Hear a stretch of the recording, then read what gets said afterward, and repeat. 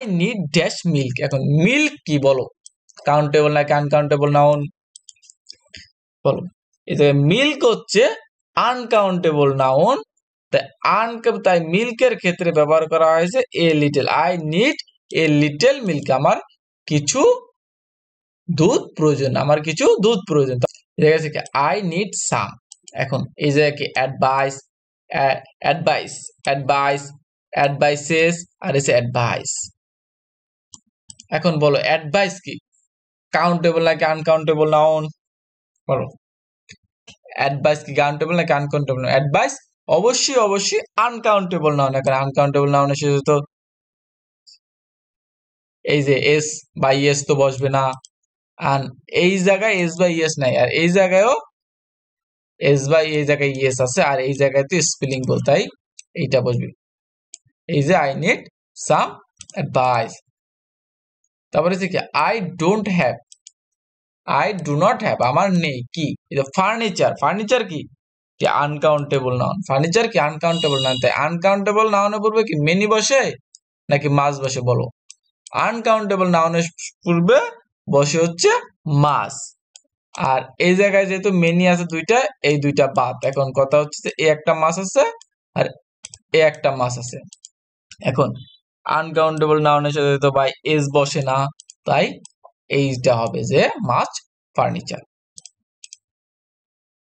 তারপর কি choose the correct sentence, correct sentence কোনটা বলো। এখন এই জায়গায় হচ্ছে কি কিওয়ার্ড খুঁজতে হবে। এই যে দেখো এই জায়গায় কিওয়ার্ড হচ্ছে কি ওয়ার্ক, ওয়ার্ক, ওয়ার্ক, আর এই যে হচ্ছে ওয়ার্ক। এখন বলো ওয়ার্ক কি কাউন্টেবল নাকি আনকাউন্টেবল নাউন বলো। ওয়ার্ক হচ্ছে আনকাউন্টেবল নাউন, ওয়ার্ক কি আনকাউন্টেবল নাউন, তাই এই যে ওয়ার্ক এসেছে এস বা ইএস। এই যে শুরুতে বি সি আর বি বাদ, শুরুতে কি সি আর বি বাদ, এখন থেকে শুধুমাত্র এ আর ডি। এখন ওয়ার্ক যেহেতু আনকাউন্টেবল নাউন, ওয়ার্কের ক্ষেত্রে মেনি বসে না, ওয়ার্কের ক্ষেত্রে বসে কি মাছ, ওয়ার্কের ক্ষেত্রে বসে মাছ, তাই উত্তর হবে ডি নম্বর। এ ফিউ ইস কি, এটা কি নেগেটিভ টার্মস, পজিটিভ টার্মস নাকি নেগেটিভ টার্মস নাকি মিনিংলেস টার্ম নাকি নান অফ অ্যাবভ, মানে কোনোটাই না, নান অফ অ্যাবভ কি কোনোটাই না।